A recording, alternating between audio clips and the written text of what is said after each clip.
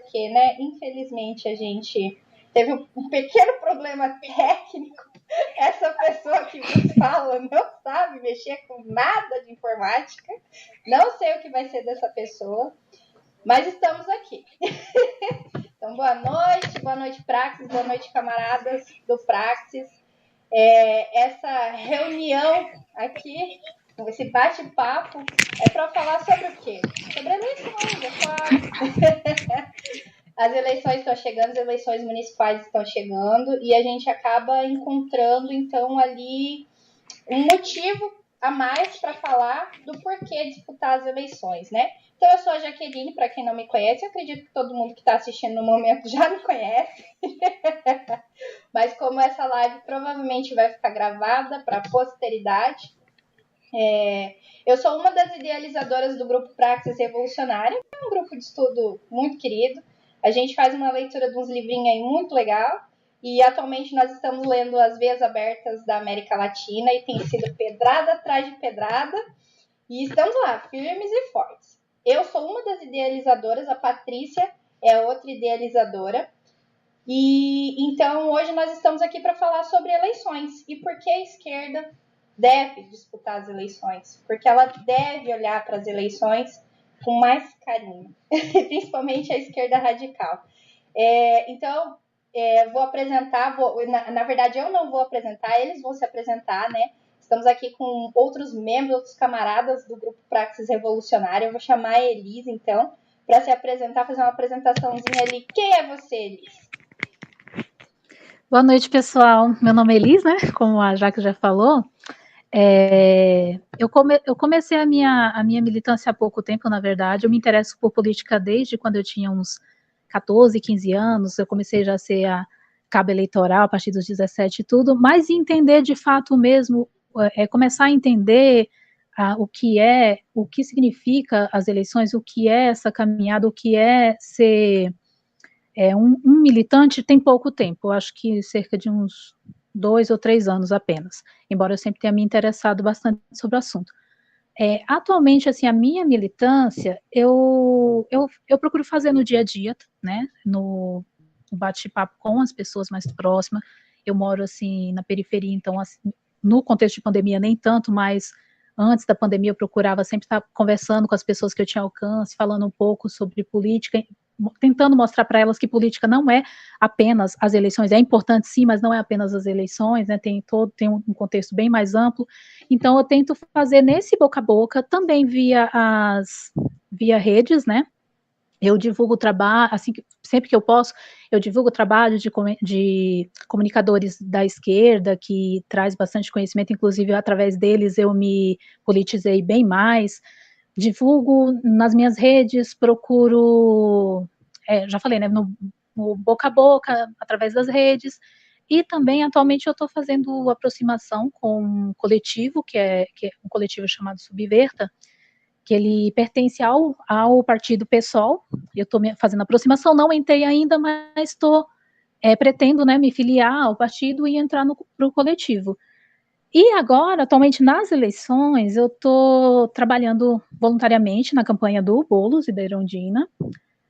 A gente está saindo para fazer panfletagem, conversar com as pessoas nas ruas, e também estamos trabalhando, eu estou trabalhando com a campanha, né, do Boulos e da Erundina, e apoiando também a campanha de vereança da bancada feminista do PSOL. É um serviço voluntário, mas que tem me trazido bastante, me trago bastante prazer, assim, é muito recompensador. E estamos aí, né, até rumo ao segundo turno, nesses últimos dias aí, no final, a gente está saindo para panfletar, na medida do possível, eu não consigo sair todos os dias, mas procuro sempre que posso, e é por aí que eu estou caminhando, por enquanto, na militância. Agora eu vou chamar o camarada Lucas, ele vai se apresentar um pouquinho, falar um pouco da militância dele. Fala, Elis. Boa noite, galera. Boa noite, Jaque, Elis, Luísa. Eu sou o Lucas, eu faço parte de um coletivo de palmeirenses de esquerda chamado Por Comunas.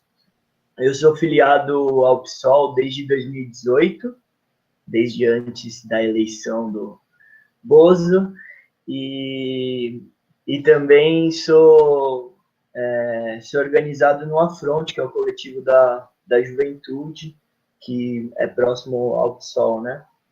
E a gente também está apoiando a bancada feminista, assim como a Elis comentou, a bancada feminista do PSOL, e construindo também a campanha Boulos e Erundina aqui em São Paulo, né? E eu acho que um pouquinho de como eu comecei a me interessar tem muito a ver com o que eu estudava na universidade, na verdade. Então, eu fui estudar um pouco de urbanismo, que eu fiz engenharia ambiental e urbana, e um pouquinho, principalmente, dos movimentos sociais de moradia. E isso me levou a entender a importância, não só da política, como também estar organizado em algum movimento, algum partido, que possa mudar, lutar por um mundo diferente, né? Um mundo que a gente quer ver mais para frente. Então, essa importância veio justamente dos estudos que eu fazia na universidade.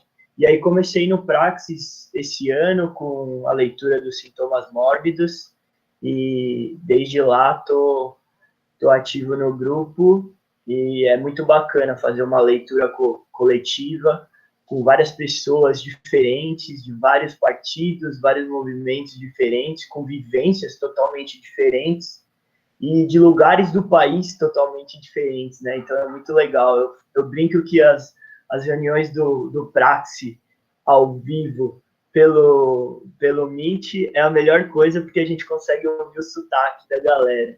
Então eu acho isso muito bacana e estamos aí. Vamos construir o Praxis, construir a candidatura do Boulos e Erundina também e vamos lá falar um pouquinho de eleições. Vou chamar a Luísa também, que é palmeirense, que nem eu, para se apresentar aí. Dá um salve, Luísa. Boa noite, pessoal. Boa noite, Jaque, Lucas, Elis. Então, eu sou Luísa. Meu interesse por política já vem de bastante tempo. Acho que as jornadas de junho de 2013 serviram para despolitizar muita gente, mas no meu caso serviu para eu ir atrás e me interessar cada vez mais por política e começar a estudar um pouco mais. Esse ano, aliás, ano passado, né, eu comecei a entender um pouco melhor como que funcionavam as organizações e o porquê que é importante estar organizado. Então, esse ano também me juntei ao PCB, né, ao coletivo sindical do PCB, a unidade classista. Então, a partir disso, eu venho construindo, então, a militância junto com esse pessoal.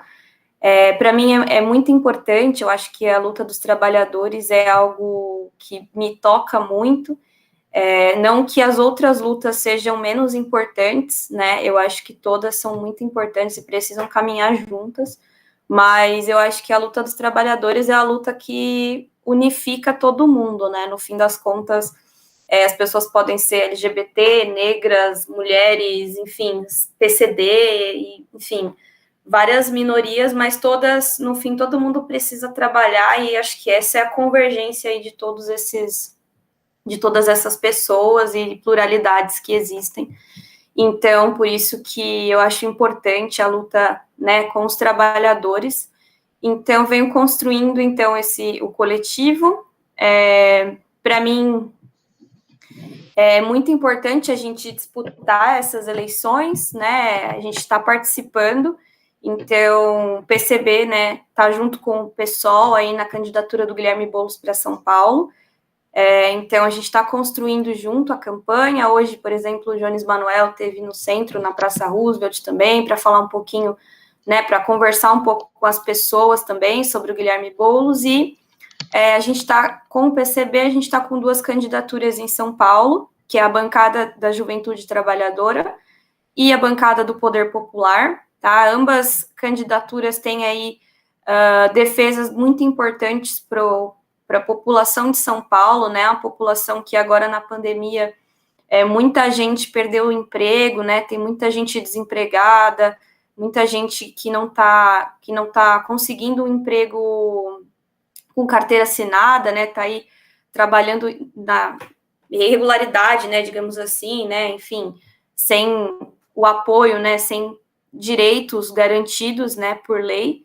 Então, essa é a defesa da bancada da Juventude Trabalhadora aí para São Paulo, e por isso, reiterando aí o que eu vinha comentando sobre o que eu acho sobre a luta dos trabalhadores, então, por isso que eu venho apoiando a candidatura da bancada da Juventude, que é muito importante, e, claro, né, tudo isso tem que ser construído via poder popular, dando aí poder para o povo, realmente poder participar mais ativamente da política e não só em ano de eleição, né? Acho que isso é muito importante. Essa é a segunda bandeira que a gente carrega também com essas candidaturas, né? Então, acho que esse é um panorama aí geral de como chegamos aqui.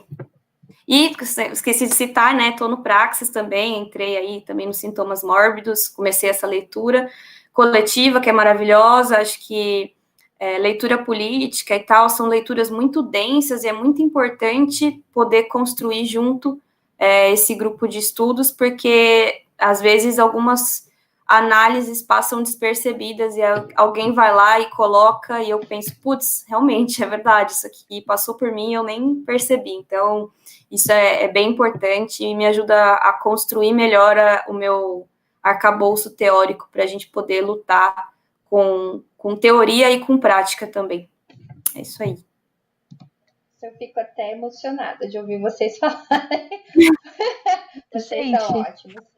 Diga, Elis. Licença, eu só esqueci também de falar, né? Não sei se eu falei, mas eu também entrei no Praxis na leitura dos Sintomas Mórbidos, gente. Acho que eu esqueci de comentar. E é maravilhoso, um grupo que tem acrescentado bastante.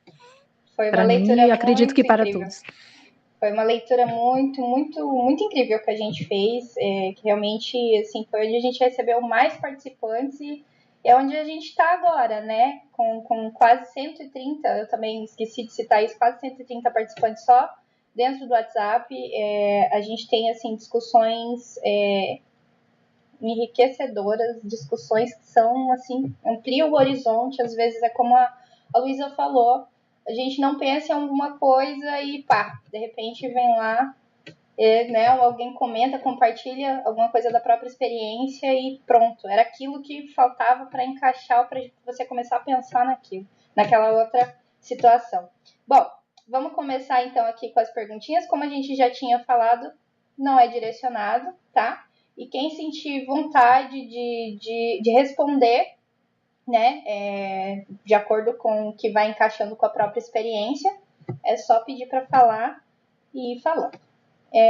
Então, acho que a gente pode começar com a pergunta que dá o título da live, né?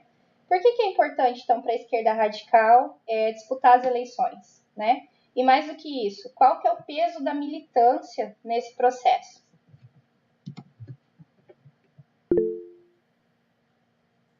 Vou responder, então. Bom,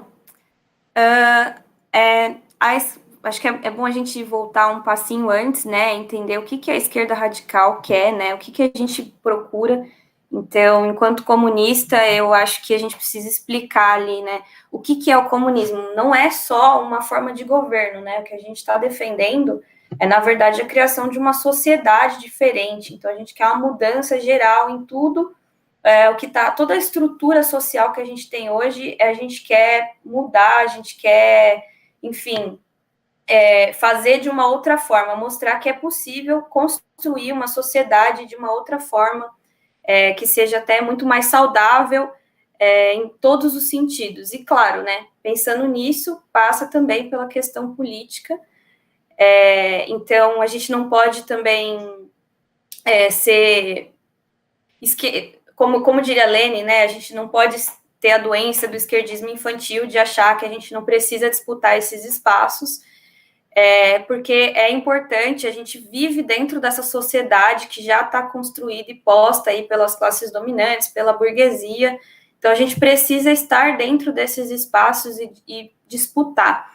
Então, a eleição, é importante a gente pensar que a gente não se esgota na eleição, mas a gente quer também a eleição.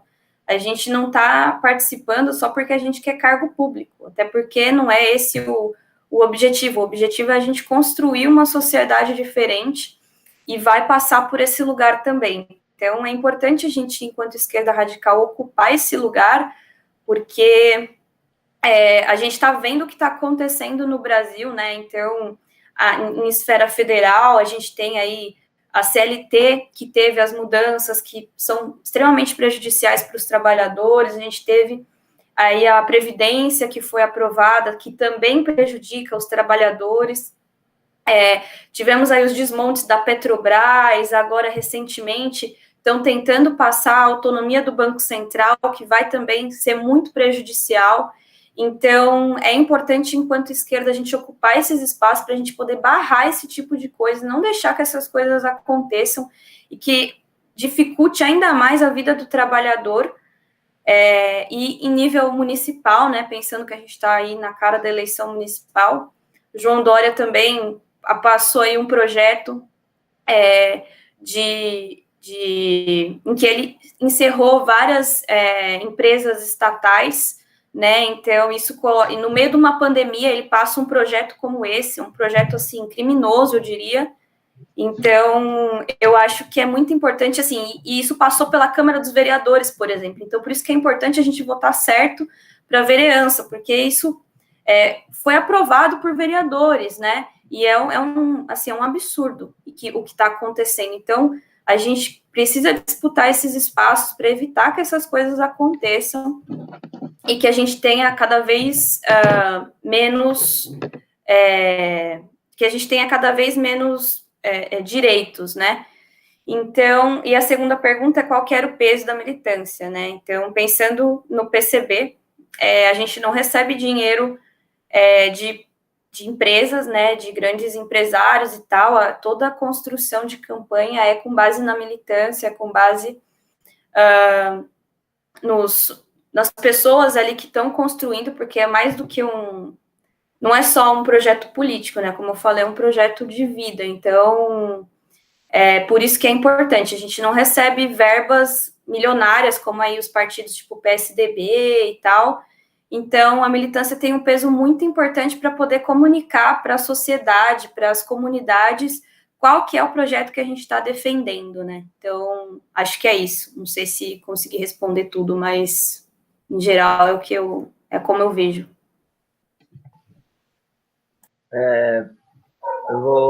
Eu acho que a Luísa já falou muito bem.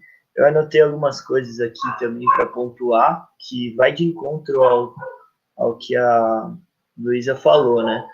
Eu acho que as eleições, elas são um momento, aqui no Brasil principalmente, porque o voto ele é obrigatório, e aí a gente pode entrar nessa discussão depois, mas talvez em outro momento. Ele é obrigatório porque é importante, a nossa democracia ela é bastante, democracia liberal, é bastante jovem, mas como o voto é obrigatório aqui, a população ela tem que tomar partido dentro de umas eleições. E se a gente não disputa as eleições, o que sobra para a população? Sobra o discurso ou liberal, ou o neofascismo do bolsonarismo, etc. Então, acho que isso daí já é a primeira coisa, é disputar todos os espaços, é disputar os sindicatos, é disputar a política institucional, é disputar as ruas também, para tentar conscientizar as trabalhadoras e os trabalhadores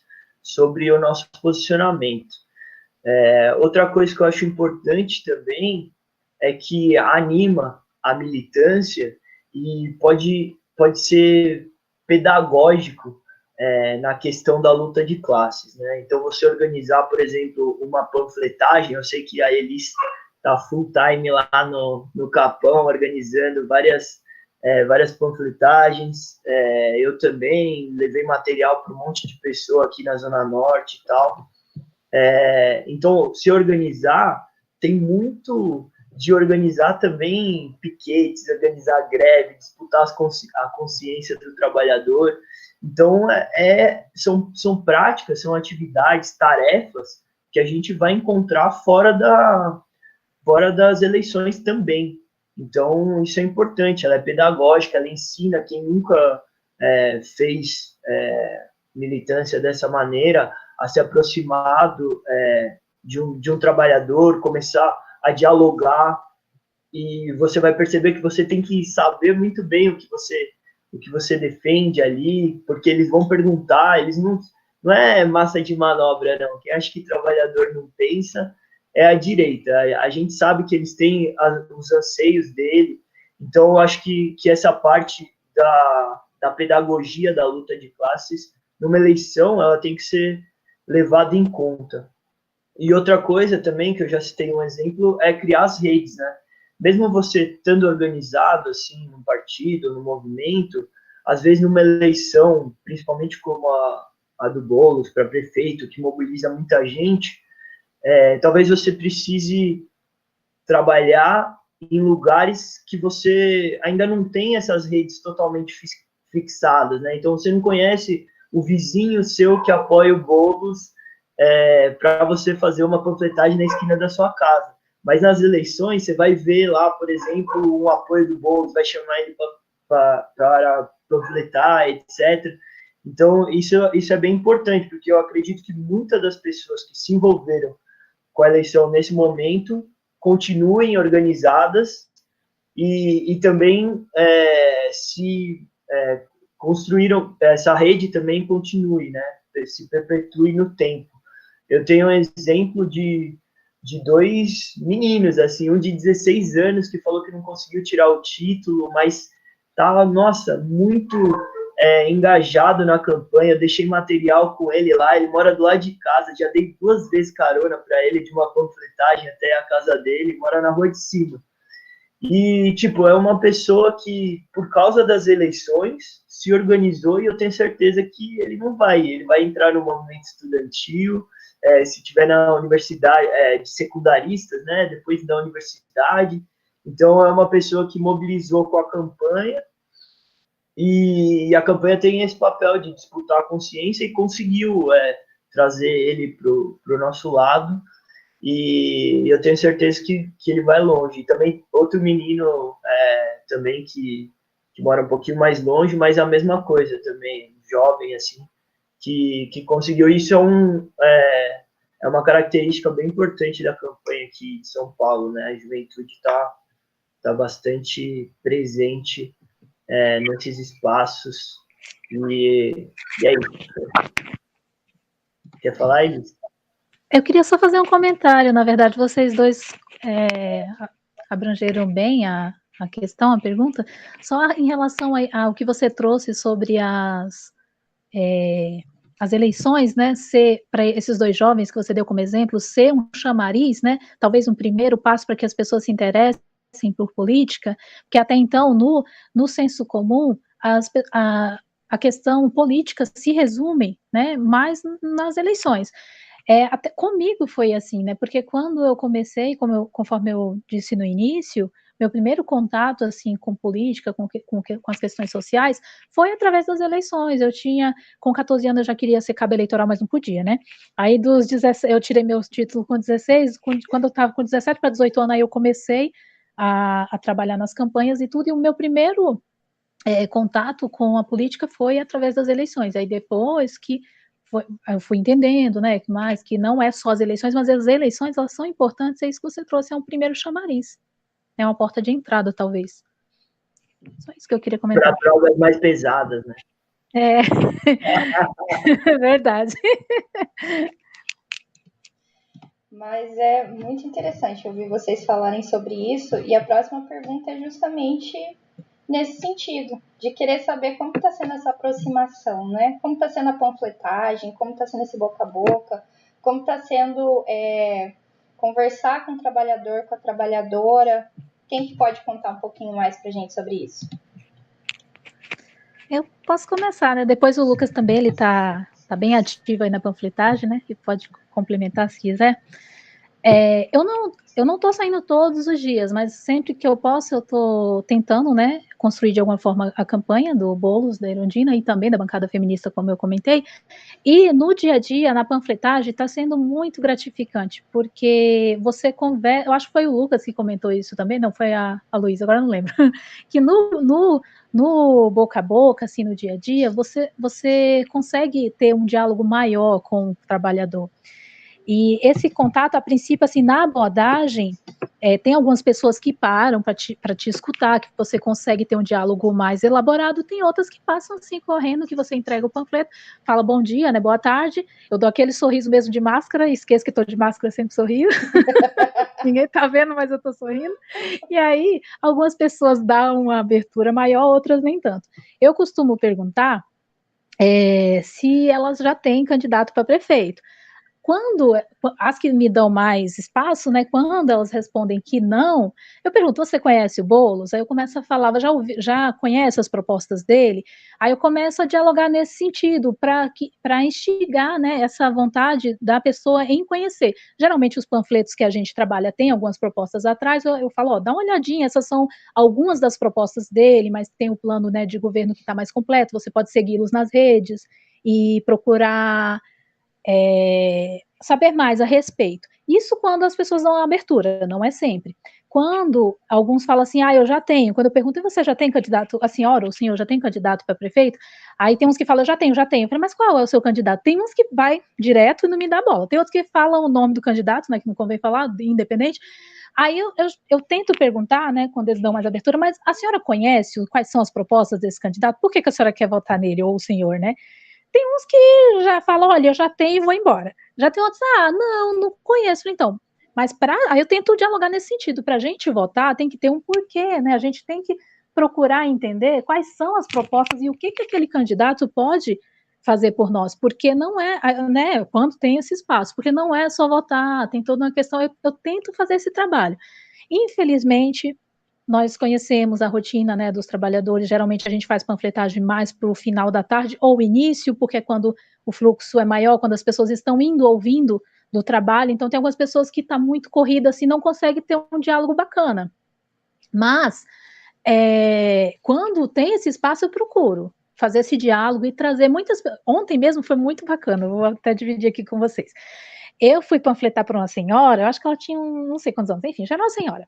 Aí eu perguntei, né, boa tarde, senhora, tudo bem? A senhora já tem candidato para prefeita? Ela pegou e falou assim, eu não sei, as minhas filhas estão vendo, o que elas escolherem, eu vou votar. Eu falei, mas as filhas da senhora já têm alguma? Não, então, a senhora precisa conhecer o Boulos, elas conhecem o Boulos?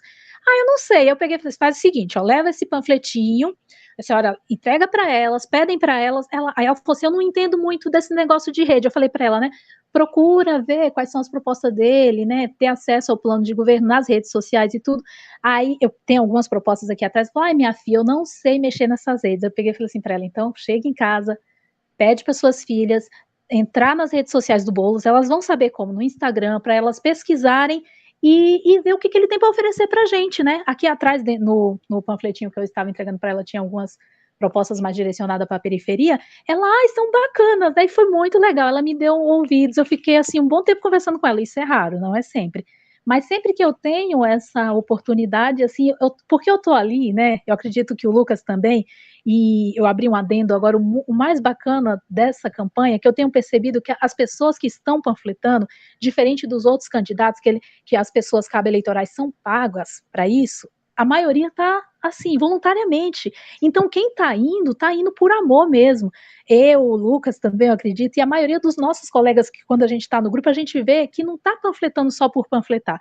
A gente está tentando buscar um diálogo com as pessoas, a gente está tentando realmente fazer com que as pessoas conheçam mais o Boulos, porque o Boulos não é um candidato muito conhecido, infelizmente. Muitas pessoas não conhecem. Essa senhorinha que eu falei, esqueci desse detalhe importante. Essa senhorinha que eu estava conversando ontem com ela, ela falou assim, olha, eu estava pensando em votar nesse que está aí, no Bruno, misericórdia. Enfim, não vou muito aprofundar. Falei, mas por quê? A senhora sabe o que ele tem de proposta? Não, é porque eu não conheço. Eu falei, então, procure conhecer mais, enfim, né? E está sendo muito gratificante. Eu estou achando essa campanha linda porque as pessoas estão fazendo por amor. E quando você faz por amor, quando você faz, não só por amor no sentido emocional da coisa, mas é um amor que tem uma base racional, que você sabe o porquê, né? Você sabe do retorno que vai ter, você sabe tem um propósito, um intuito de você estar construindo essa campanha. Isso é muito bacana. Eu acho que eu já falei demais, né? Se o Lucas quiser complementar. Não, acho que a Elis falou bem. Eu acho que é isso mesmo. Eu acho que é muito importante, né? Aí eu tô falando de eleição, mas também fora dela. eu acho, não sei se as camaradas compartilham da mesma ideia, mas eu acho que sempre para a esquerda, em qualquer diálogo, é importante entender o contexto que você está, né? Então, dependendo do contexto, você usa um tipo de linguagem, um tipo de abordagem, enfim.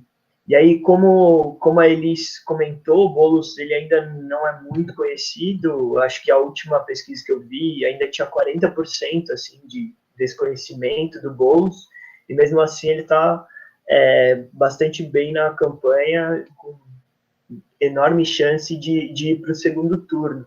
Então, olhando para essa análise concreta da situação concreta, a gente tem que fazer, em alguns lugares, o importante é fazer o Boulos conhecido. Então, às vezes, até entregar um panfleto e falar, instigar a curiosidade da pessoa já ajuda muito, né?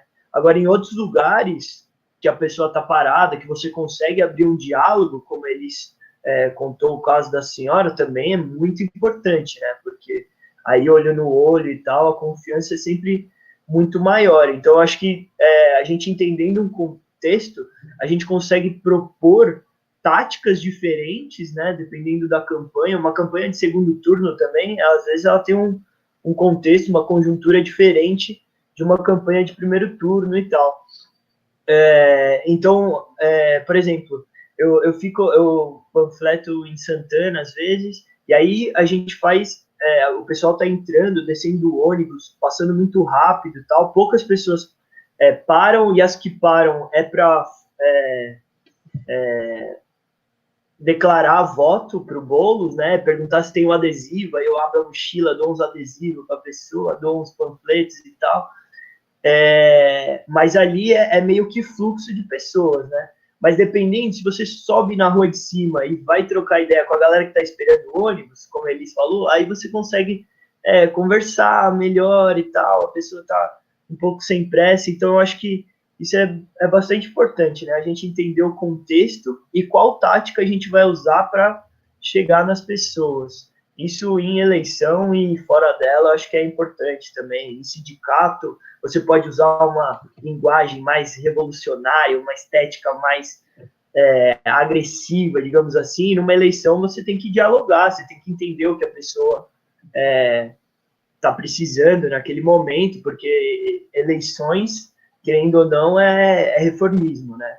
A gente tem esse caráter pedagógico da eleição, de se organizar melhor, mas é reforma. Então, acho que a gente tem que entender isso para escolher bem a tática que a gente vai usar. Não sei se a Luísa quer comentar ou a Jaque já. Só para finalizar, né? Acho que vocês falaram tudo. Comentando um pouco, como você comentou, né? Puxando esse gancho do contexto, a gente está vivendo um contexto de pandemia ainda, por mais que não pareça. Né? A gente sabe que o governo não vem ajudando muito nesse sentido, né? Em controlar e manter. Mas um outro recurso que o PCB tem usado bastante são os comícios domésticos, que são comícios virtuais com os vereadores para apresentar os projetos para as pessoas que estão que querem conhecer as candidaturas. Eu acho que a internet tem sido um bom aliado também nesse sentido, da gente poder chegar em mais lugares, e o contexto de pandemia atrapalhou muito a gente, que faz parte de partidos que são de esquerda e partidos que são pobres, né, comparado com dentro do contexto eleitoral. Nossos partidos não têm aí o fundo que tem o PSDB, aí DEM e outros grandes partidos. Então, essa é uma outra tática também que a gente tem usado e tem sido bem interessante, bem legal. Bacana, vocês já adiantaram metade do assunto. Eu acho ótimo, porque tem muito comentário lá no chat. Eu vou só dar uma lida aqui em um específico. O Jonathan comentou, enquanto a Elis estava falando sobre as táticas de panfletagem, e uma coisa que chamou a atenção dele é sobre essa jornada de trabalho, né? E ele diz assim: Isso me faz lembrar que essa jornada de trabalho tão longa cumpre uma função ideológica muito necessária à burguesia e sua manutenção no poder, né? Então, é só uma reflexão que a gente coloca aqui do chat, que realmente é muito pertinente. Às vezes você vai abordar alguém, um trabalhador, uma trabalhadora na rua, a pessoa ela tá ali tentando sobreviver com todas as forças que tem e tá desencantada com a política, né, nacional, e a gente não vai tirar a razão. Infelizmente, a gente vê que acontece muita desgraça e como, né, fazer essa abordagem com uma pessoa que já está tão machucada, né, já está tão desencantada, já está tão desiludida e muitas vezes com os problemas ali da vida pessoal e tentando sobreviver a todo custo, é uma abordagem mais difícil ainda, né? E que realmente, eu tenho que concordar muito com o comentário do Jonathan. Faz muito bem para a ideologia dominante perpetuar ali no poder. Vocês querem comentar alguma coisa sobre isso? Quero contar um caso rapidinho de um senhor, também ontem, que onde eu estava panfletando, ele tinha uma barraquinha, acho que vendia, eu não lembro que ele vendia pipoca, uma coisa assim, uma barraquinha que ele estava montando ainda, né? Aí eu cheguei para conversar com ele, e tava ele e uma moça, não sei se a moça era filha dele ou não, mas enfim. Aí eu fui entregar o panfleto, aí a moça falou assim, eu perguntei se ela já tinha candidato, ela falou assim, essa questão do trabalho, né, que você trouxe, ela disse, ela falou assim, não tenho, não vou votar nele, mas aí eu tentei dialogar, não, mas nele quem? A senhora conhece o Boulos, não sei o quê? Ela, não quero saber desse negócio de político, porque político é tudo ladrão. Aí eu tentei até, né, de alguma forma construir um diálogo, eu falei assim, mas por que a senhora acha isso? Sim, tem alguns né, tem alguns que eles são corruptos e tudo, mas a senhora já procurou? Aí enquanto eu estava tentando conversar com ela, esse senhor chegou e falou assim, olha moça, a gente não vota em ninguém não, e desse jeito que ele falou assim, a gente não vota em ninguém não, e esse papo de política me aborrece desse jeito. Tentei um diálogo, mas eles estavam muito. Mas é bem isso que você trouxe, porque ele estava ali tentando ganhar a vida dele, montando a barraca dele, o movimento não está tão grande quanto antes. Imagine as dificuldades das necessidades mais urgentes, né? Que é de se alimentar, de se manter e tudo. Eu tentei até traçar um diálogo, mas chegou uma hora que ele chegou e falou assim: olha, você está me aborrecendo e eu quero que você saia daqui. Aí eu, tá bom. Não, tudo bem, senhor, bom trabalho o senhor, e eu me afastei, só que eu tentei de alguma forma trazer, né, mas é isso que você trouxe, Jaque, porque assim, ele tá ali numa vida, eu não sei quais são as condições dele, mas sei lá, tentando ganhar o pão, né, dele, então tá muito distanciado ainda, de alguma forma, a gente precisa, né, ocupar mais esses espaços de estar no cara a cara, na boca a boca, falando mais sobre política como um todo, principalmente as eleitorais, mas tem pessoas que estão tão aflitas, né, com as questões de sobrevivência que não abre espaço. Eu tentei, mas não foi um diálogo que fluiu. Eu lembrei enquanto você estava comentando essa parte. Aí quando ele falou assim, olha, eu quero que você saia daqui, aí eu falei, opa, eu vou apanhar, deixa eu sair. Não, ele não ia, né, mas é só uma ilustração que eu queria trazer, porque tem às vezes que a gente consegue construir um diálogo e tem outras vezes que as pessoas estão assim, né, imersas no seu próprio sofrimento, na questão de sobrevivência e tudo, é bem complicado também. Legal, Elis. Mas é isso mesmo, né? A gente sente até medo mesmo de apanhar, mas a gente entende, a gente compreende, porque é uma dor que a gente sente também, né? A gente sente, a gente é trabalhador, a gente se esforça, a gente tá tentando sobreviver, e é muito triste isso, você não ter tempo nem mesmo para pensar em alguma outra coisa que seja além de o que eu vou comer amanhã. Isso é muito triste e muito pertinente para a classe dominante, né? Então é justamente nesse ponto, né? Do trabalho, talvez um trabalho de base, né? Um trabalho nas comunidades. Como que vocês veem essa questão do trabalho de base? E eu queria tentar colocar aqui num contexto de o que é que a esquerda radical faz nas eleições. A gente está disputando por disputar e porque a gente acredita mesmo nisso ou porque é algo que está sendo construído para além disso? Porque isso talvez dê uma esperança, né, para esse trabalhador, para essa trabalhadora, porque realmente a situação que está é desanimadora e não adianta a gente falar que só a representação, só a representatividade vai ser suficiente. O que vocês acham disso? Do pós-eleição? Como que a esquerda radical trabalha no pós-eleição, com relação ao trabalho de base?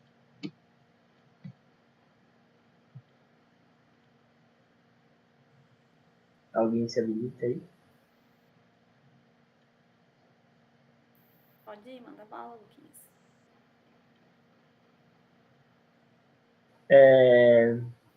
Não,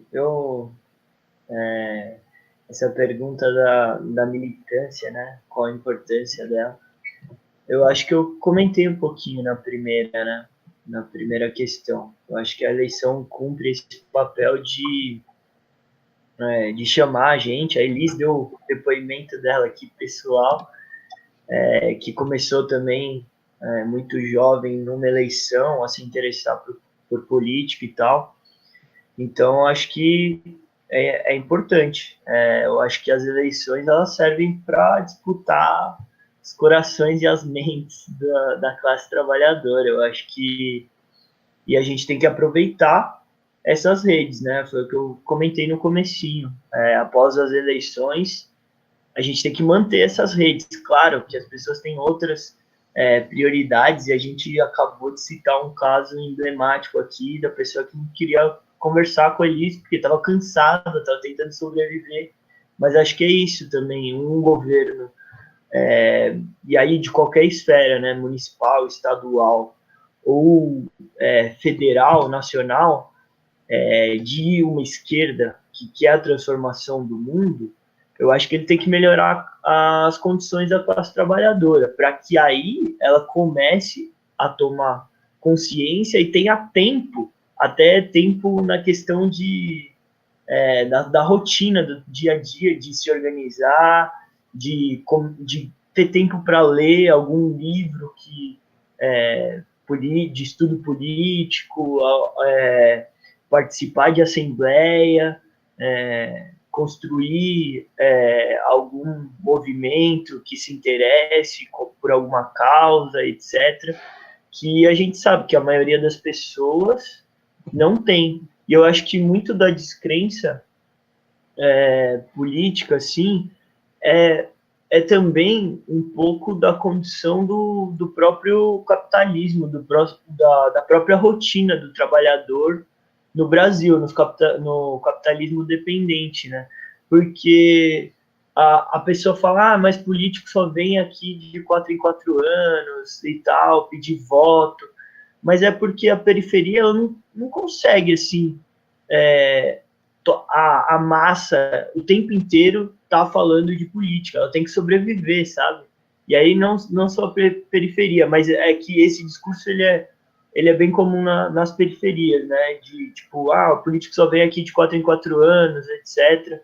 E aí a gente deixa todo o resto, fora do mês eleitoral, todo o resto quem discute política é a Fiesp, a galera da Faria Lima, eles estão sempre discutindo política.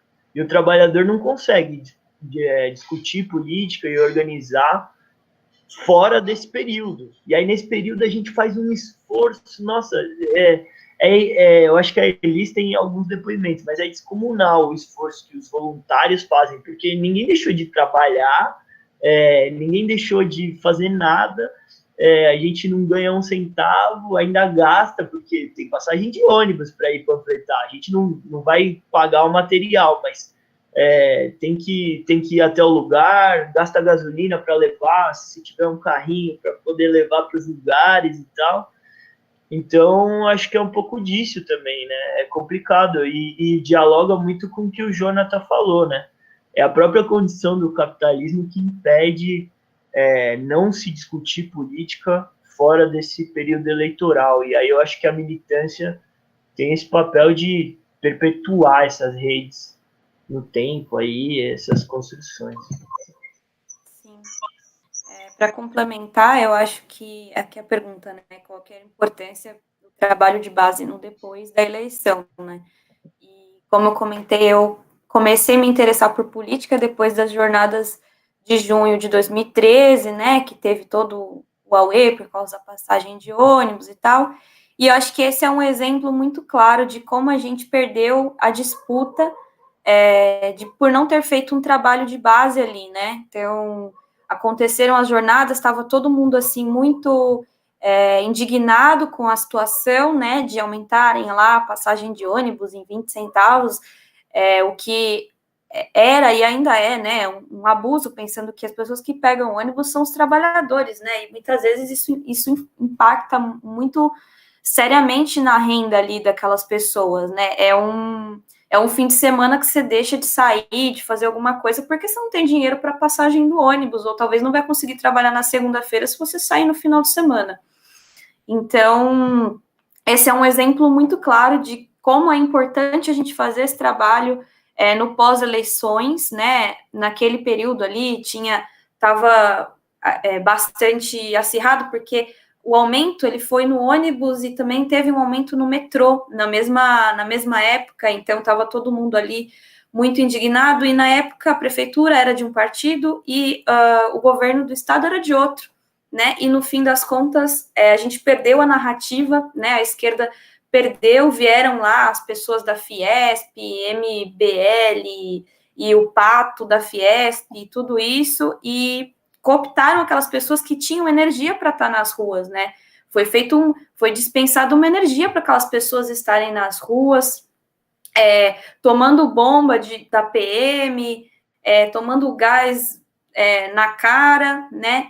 Então, acho que esse é um exemplo claro de como é importante a gente permanecer fazendo esse trabalho depois das eleições, e acho que mais do que isso, é mostrar para as pessoas que política não é só eleição, né? A política, ela é tudo que a gente faz é político, né? Todas as decisões que a gente toma na nossa vida, elas são, de certa forma, políticas, né?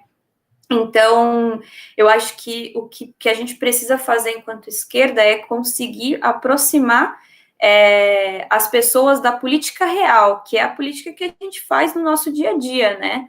E tirar desse imaginário popular de que política é só eleição, é só candidato, porque é isso, né? Criou-se essa narrativa de que nenhum político presta, né? Veio de lá de 2013 e vem carregando até agora, e que é tudo farinha do mesmo saco e toda aquela coisa, e a gente sabe que isso não é verdade. A gente está, inclusive, lutando para construir essas candidaturas diferentes e trazer propostas populares e de verdade, que são realmente populares, né, que não são só conversa para boi dormir. Então, acho que é importante continuar esse trabalho no pós-eleição, porque a gente viu o que acontece quando a gente não faz isso, né?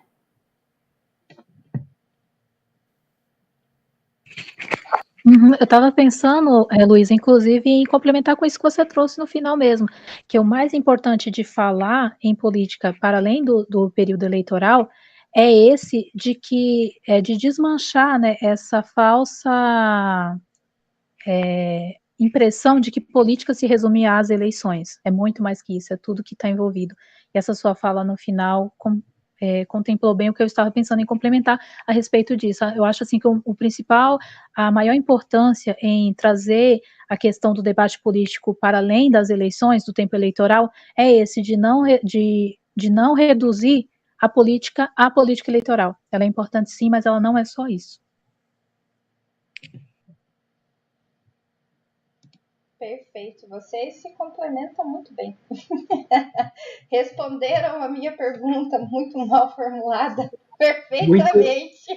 Muito entrosamento já. É muita perfeição.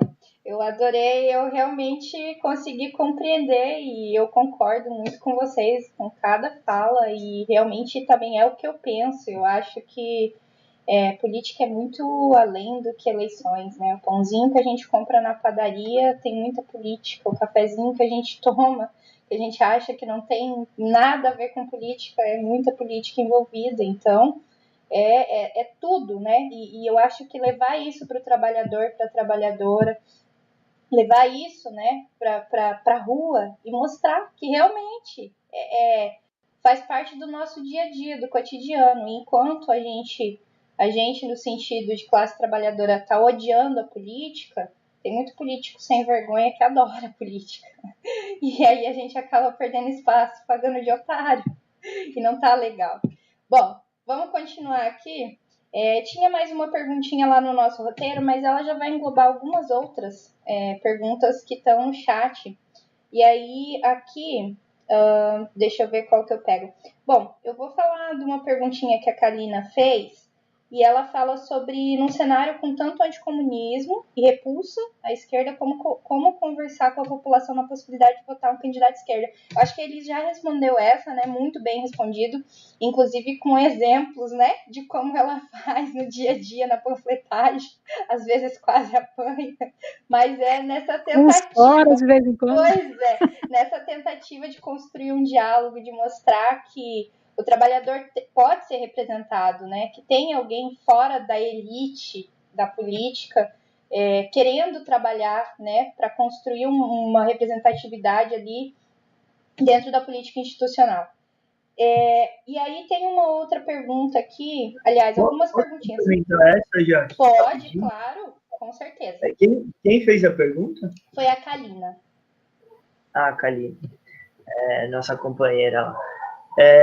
Não, acho que essa pergunta a Elis já falou bem, mas tem uma coisa que eu acho que a gente tem que tomar cuidado também. A nossa era digital, a gente vê muita coisa, muito conteúdo, principalmente com a ascensão do Trump, do Bolsonaro e tal, nas redes. Então a gente acha que quem não está do nosso lado, está do lado deles, e é aquela coisa da ultrapolítica, e que todo mundo vai chegar e vai falar, não, sai seu comunista, e não é assim, sabe? Não é assim, vai ter gente, eu ouvi uma senhora que veio me falar, tipo, da Venezuela, enquanto eu estava panfletando lá, daí eu falei, você tem 5 minutos para escutar o que eu penso sobre a Venezuela? Ela falou, ai, moço, eu tô muito atrasado, desculpa, tá? E saiu.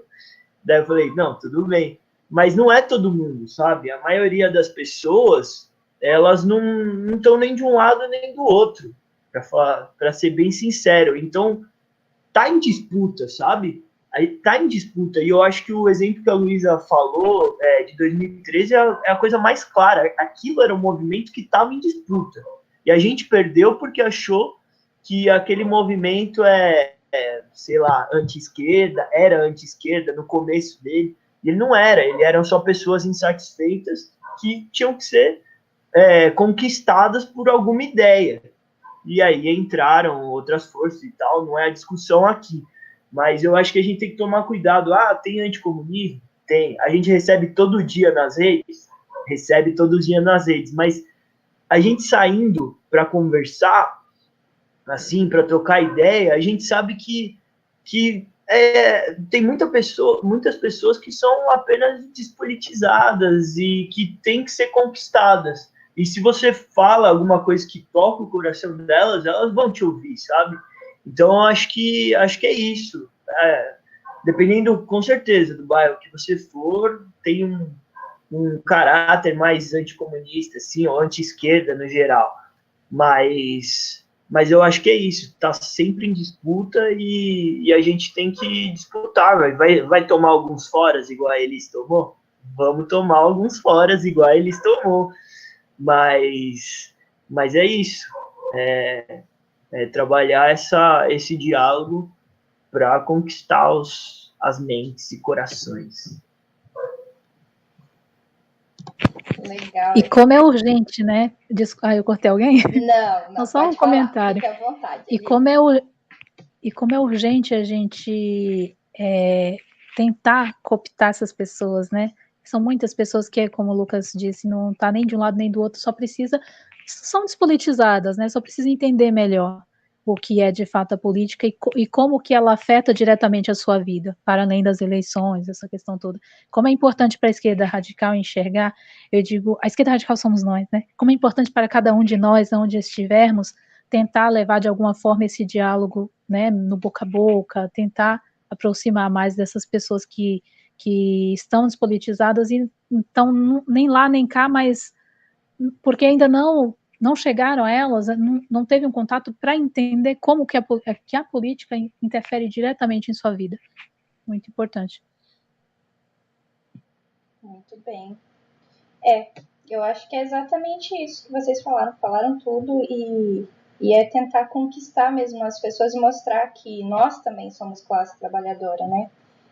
Enquanto vocês estão em completar, igual vocês às vezes falaram, voluntário, por amor, porque vocês acreditam mesmo no projeto, né? Que é uma coisa para além da eleição, da política institucional, e tentar construir. Isso, sim, eu acho que é talvez um começo de um trabalho de base com essas pessoas com relação à política, né?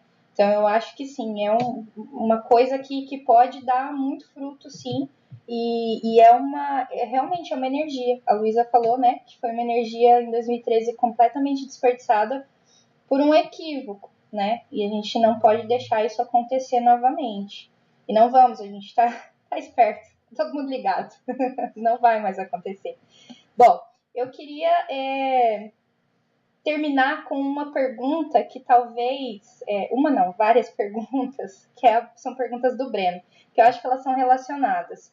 Eu vou tentar colocar elas aqui numa ordem que fique bastante interessante para a gente comentar.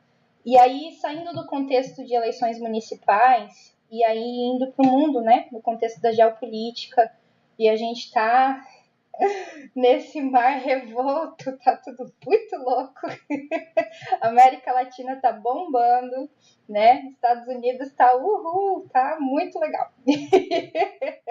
E aí a gente pode comentar, então, o que essa geopolítica interfere na nossa vidinha, nas cidades, né? Nas eleições municipais, de modo geral. Então, eu vou tentar fazer as perguntinhas aqui que o Breno colocou lá no chat.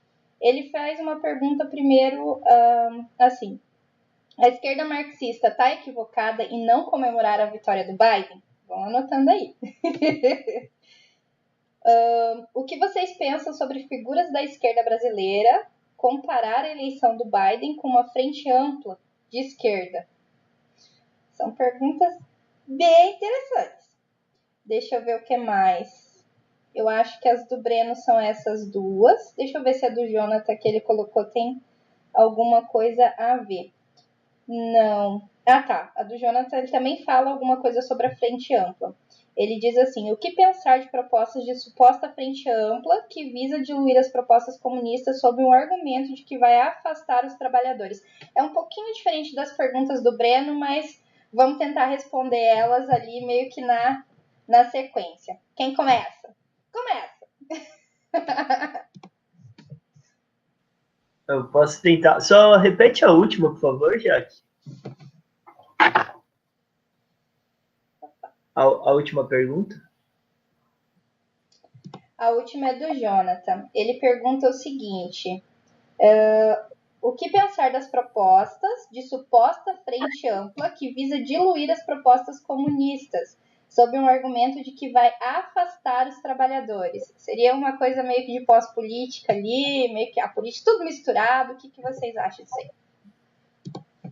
Alguém quer começar aí? Acho que eu vou pensar mais um pouco. Eu quero lembrar qual era a primeira pergunta, eu já esqueci a primeira já. É que a esquerda marxista está errada em não comemorar a vitória do Biden. Tá. Posso começar respondendo essa? Não. Não. Não. Não justifique.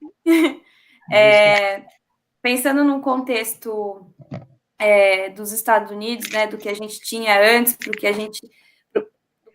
do candidato que estava aparecendo antes e do candidato que veio depois e tal, basicamente foi uma escolha entre, eu li isso até hoje no Twitter, eu não lembro quem foi que escreveu, não me lembro se foi o se foi o Jones Manuel ou se foi a Laura, enfim, eu não lembro agora, mas eu li que era como se a gente tivesse o Bolsonaro e o Luciano Huck, né?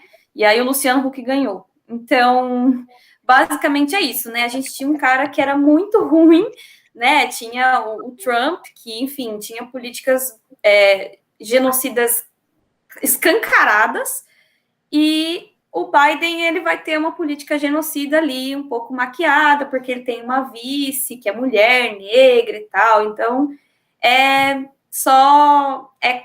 a mesma coisa, só que um é mais suavizado que o outro, então a gente comemora, na verdade, não é a vitória do Biden, a gente comemora que o Bolsonaro fica um pouco mais enfraquecido, porque ele é justamente igual ao Trump nesse sentido de ser uma pessoa, o genocídio escancarado, né? Então, ele perde força por isso, né? Porque aí ele fica sendo o único maluco das Américas, né? Enquanto os outros ali são meio disfarçados, o próprio Pinheiro ainda é meio disfarçado e tal. Então, por isso que eu acho que a esquerda marxista não está errada de não comemorar essa vitória. Eu acho que a Luísa falou bem, assim, eu acho que a Elis também deve concordar, que é comemorar a derrota do Trump, né? E como a Luísa falou, deixar o Bolsonaro um pouco mais fraco aqui no contexto nacional. Porém, tem uma reflexão, assim, que eu acho que não muda a posição dos Estados Unidos de imperialista e de cooperação com outros países, né? Inclusive, eu acho que o Biden ele tem um maior diálogo econômico com uma direita liberal que disputa de igual para igual com a esquerda na América Latina, sim, já ganhou a eleição, já perdeu também e tal, mas eu acho que ele dialoga melhor com esse tipo de direita, que são as direitas mais, pelo menos eleitoralmente, elas são mais fortes na América Latina. Então eu vejo muito mais o Biden com um diálogo bem próximo do Macri, por exemplo, ou mesmo o Luciano Huck, que a Luísa citou, e um diálogo que aumenta, né, a dependência desses países para com a economia dos Estados Unidos. Então, eu acho que é bem complicado, assim. Eu tive até uma discussão no grupo do Porcomunas, né, que tinha um pessoal, poucas pessoas felizes, assim, comemorando a vitória do Biden, e tá uma festa lá nos Estados Unidos, de verdade, porque eles têm alguns movimentos lá, eram bastante perseguidos, né, então eu acho que deve-se comemorar mesmo hoje a derrota do Trump, né? E lá nos Estados Unidos tudo bem, eles não sofrem do próprio imperialismo, né? Agora aqui a gente num capitalismo dependente, totalmente submisso à economia dos caras, como é que a gente vai comemorar a vitória de um cara que talvez tenha mais entrada na América do Sul aqui do que o Trump? O Trump só conversava com o Bolsonaro, doente mental. O resto, ninguém queria conversar com o cara. E o John Biden não, ele vai ter essa pegada suave, vai trocar ideia, vai convencer os caras e tal. E sobre o contexto da América Latina, eu acho que depois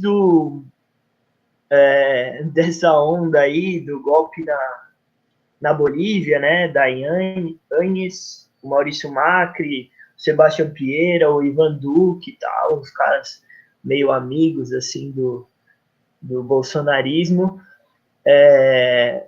eu acho que durou menos do que eu esperava ter esse tipo de vitória eleitoral, né, mas eles não estão mortos como nunca tiveram. Quem acha que o fascismo acabou com a Segunda Guerra é só o pessoal que está em outro mundo, né? Mas eu acho que ele tem que ser combatido todo dia e tal, então a gente tem que tomar cuidado para que esses ventos aí, que o pessoal acha que que vem do nada, né? Mas não é do nada, é organização, é construção, etc. E a gente tem que seguir nesse caminho aí e não repetir os mesmos erros dos últimos governos progressistas da América Latina, da Maré Rosa e tal. Bom, gente, em relação a essa primeira pergunta, vocês já disseram tudo. Não tem por que comemorar algo que de fato não vai mudar a questão da dominação imperialista sobre nós. É mais comemorar a derrota do Trump do que a eleição do Biden. Não tem, em resumo, vocês falaram bem a respeito. A segunda pergunta era qual? Não lembro. Já esqueci, gente. A segunda pergunta era do Jonathan. Ele queria saber sobre o que vocês acham dessa questão sobre a frente ampla. Dizer que vai, né, a formação de uma frente ampla para dizer que o comunismo afasta, né, as pessoas da esquerda, coisa desse tipo.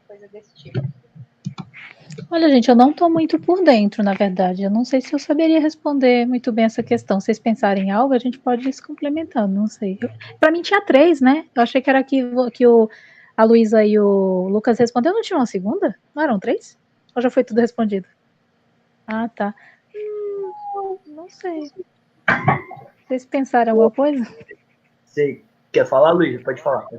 Não, pode falar. Eu só ia falar que eram 3 perguntas mesmo.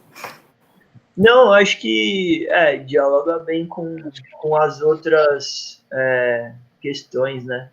Eu acho que o sistema político dos Estados Unidos é o fruto da frente ampla, é o produto da frente ampla.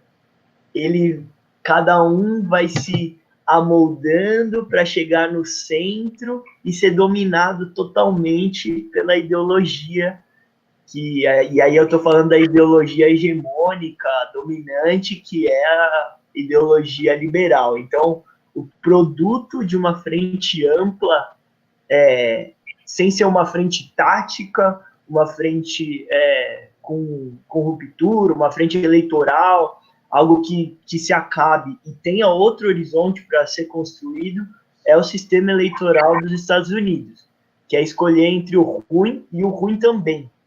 Então, eu acho que é isso, fazer uma frente ampla com setores do centro, assim, para derrotar um Bolsonaro e o representante máximo. Não ser um cara dos nossos, uma pessoa pelo menos popular, não é comigo, não me chama que eu tô fora, eu vou construir outra coisa, e eu acho que todo mundo aqui estaria também em outra pegada. Não sei o que a Luísa acha dessa questão. Não, incrível, é isso aí, né? Frente ampla. E o que eu ia dizer assim é que é curioso, porque a gente tem as disputas entre a esquerda com a direita e até entre as esquerdas também, né? Então, e a gente tem, né, as hegemonias dentro da própria esquerda e que sempre acham que a gente tem que abaixar as nossas bandeiras, né? É sempre o comunista que tem que abaixar a bandeira dele. Nunca são os liberais que têm que baixar a bandeira deles, é sempre o comunista que não pode falar que é comunista, o liberal pode falar que é liberal, né? O Paulo Guedes pode chegar lá, falar que é liberal, que vai privatizar o Banco do Brasil, a Caixa Econômica, e tá tudo bem, né? A gente que é comunista, que quer disputar um projeto diferente de sociedade, não pode. Então, é isso, né? Frente ampla não me chama, porque eu não vou colar em frente ampla com ninguém, não vou ficar colando em frente ampla aí com o PDT, com, sei lá, de repente aparece um DEM, né? Porque se a frente ampla tiver boa, o DEM vai colar também, né? Porque ele tá ali, né? Vai pro lado que tá melhor. Então, assim, frente ampla para mim é conversa para boi dormir, é coisa de quem quer dominar ali todo o cenário e quer diminuir. A gente já sabe que a esquerda radical ela já é menor, né? A gente tem muita teoria para explicar, porque a gente vive numa sociedade que tem uma ideologia dominante, que cria falsos espectros ali, né? Então, coloca coisas que são deliberadamente liberais na conta do comunismo, né? Quer igualar o comunismo com absolutismo, que não tem nada a ver, é exatamente o oposto, né? O que a gente defende é poder popular e não absolutismo. Então, eu acho que é isso, né? Então, o negócio não vai ter frente ampla com esses caras, não. Se a gente for fazer uma frente ampla, vai ser uma frente ampla radical. Frente ampla com os trabalhadores, com a ampla massa. Poder popular. Se não for com poder popular, não me chama, porque eu também não vou.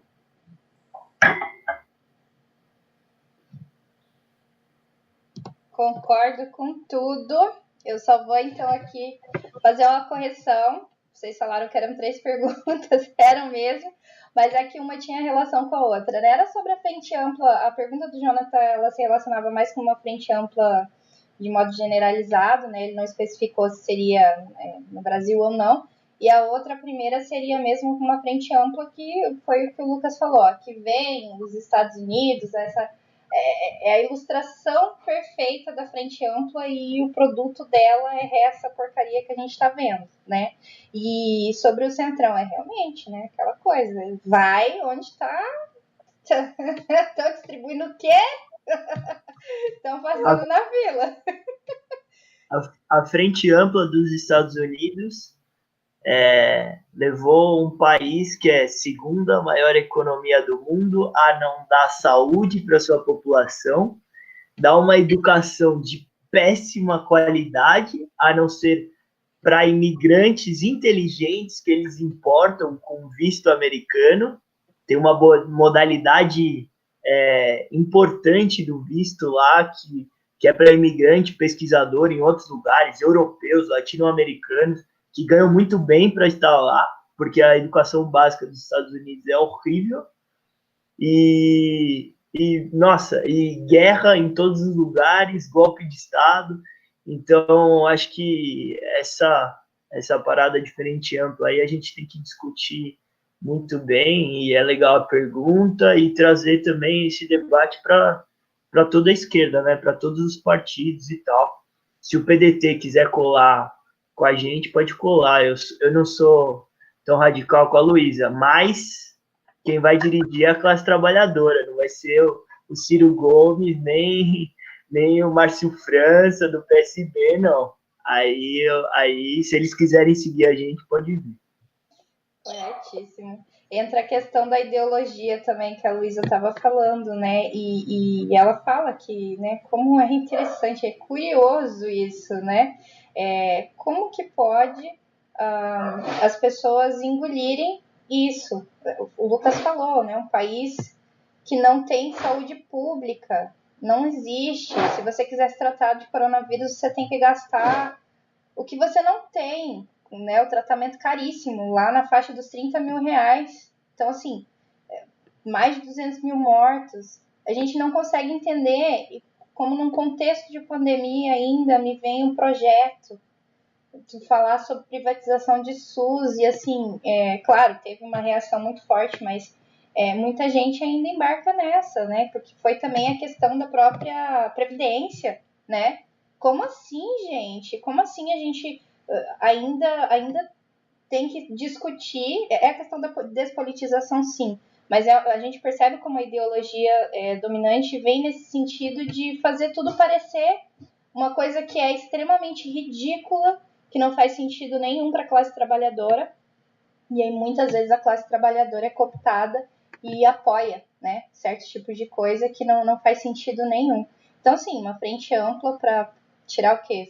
Os direitos que ainda sobraram? Não, muito obrigada, também não colo. Elis, você cola na frente ampla?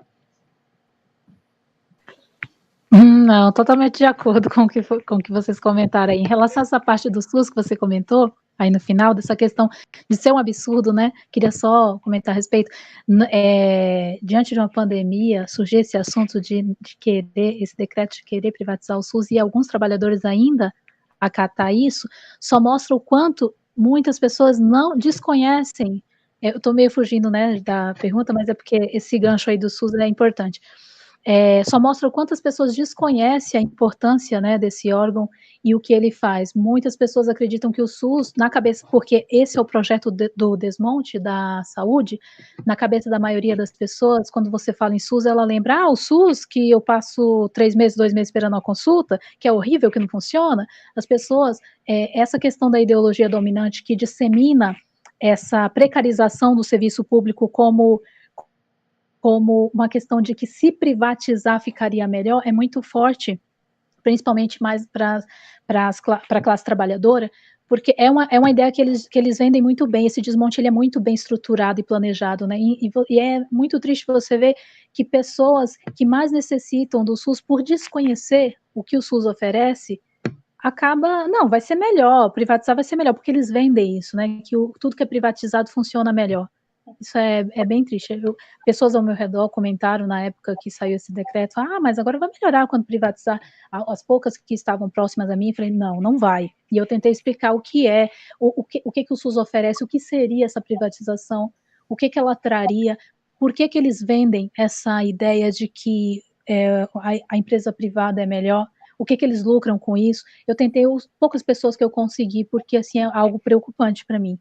O tanto que as pessoas desconhecem como quanto o SUS abrange para além, que já é muito importante, das consultas e do pouco que a gente conhece. Mesmo dentro das consultas em si, são cirurgias caríssimas, que, por exemplo, vocês deram o exemplo aí nos Estados Unidos, as pessoas têm que pagar para fazer cirurgia, têm que pagar para fazer um teste de Covid, tudo tem que pagar. Tudo bem que lá o custo de vida é diferente, são realidades diferentes, mas mesmo assim, imagine, se lá já é difícil para as pessoas, imagine uma saúde privatizada aqui, na nossa realidade. Como não seria um genocídio total? Como não seria uma devastação dos mais pobres, né? É muito complicado, e às vezes, se você não para entender como que essa ideologia dominante funciona tão bem, você pensa, poxa, esse povo tá louco, tá defendendo algo que vai trazer a morte para eles, mas é que as pessoas não têm acesso às informações, e a ideologia dominante, ela é muito convincente. O discurso, né, da precarização do serviço público, do desmonte da saúde, ele é muito convincente. Quando você vê, e inclusive eles pegam às vezes artistas que as pessoas, a classe trabalhadora geralmente assiste, não tanto, mas se inspira muito no que fulano de tal fala, ciclano fala, quando pega alguns artistas que validam esse desmonte, as pessoas compram a ideia, e isso é muito preocupante. Uma coisa sobre a saúde, e a Jaque também me lembrou uma coisa.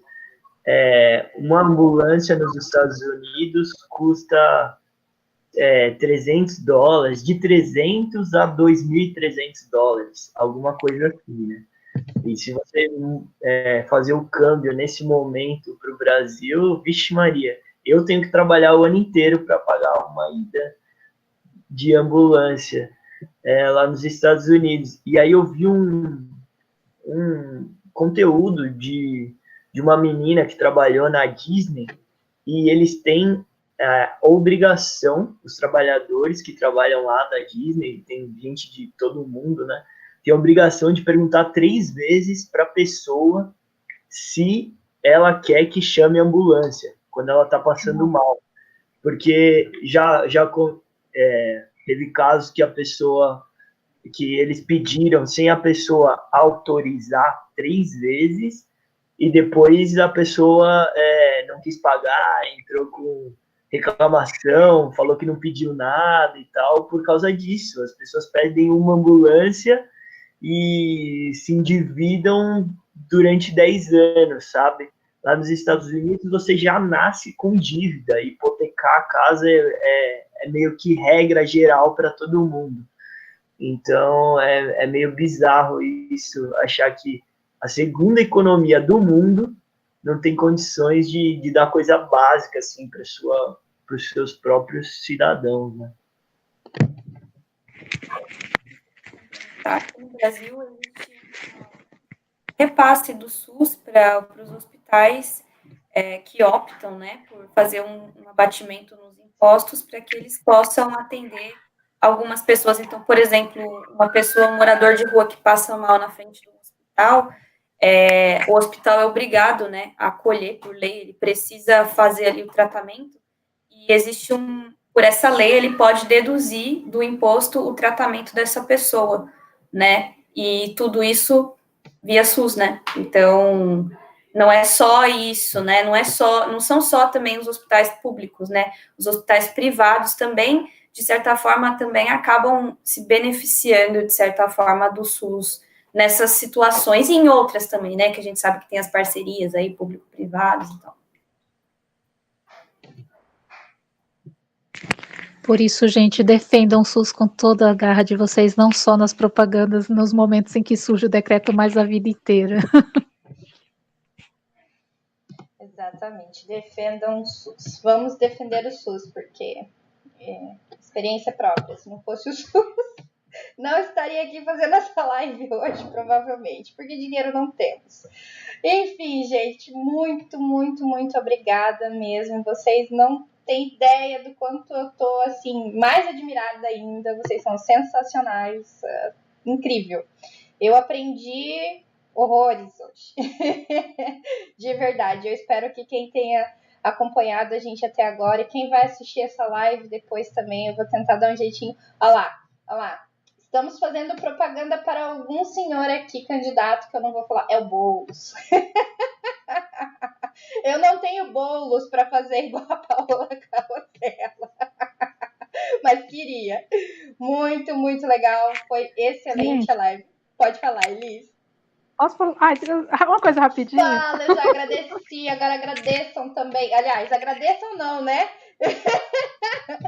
Vai, fala, Elisa, eu deixo. Não, é que, gente, olha, é que eu queria dizer que eu tô tão encantada, eu preciso falar isso, eu acho que eu já falei isso para um monte de gente que me conhece, mas assim, eu tô tão encantada com essa campanha maravilhosa do Boulos da Erundina, assim, como que as pessoas assim, estão se engajando, sabe, por amor à causa, por entender como isso é importante, assim, às vezes eu fico assim, abismada quando eu vejo o pessoal se reunindo assim para ir para panfletar, aquela energia, aquela vontade, é muito bacana. Eu estou super feliz de estar participando desse processo. Só isso. Eu estou conseguindo acompanhar pelas redes e estou achando sensacional mesmo. Foi muito bom poder ouvir um pouquinho de vocês e saber como é que está sendo a experiência de vocês, pessoal, né, nessa campanha. É muito bom mesmo. Eu espero que tenha sido bom para todo mundo também. Vocês querem falar alguma coisa?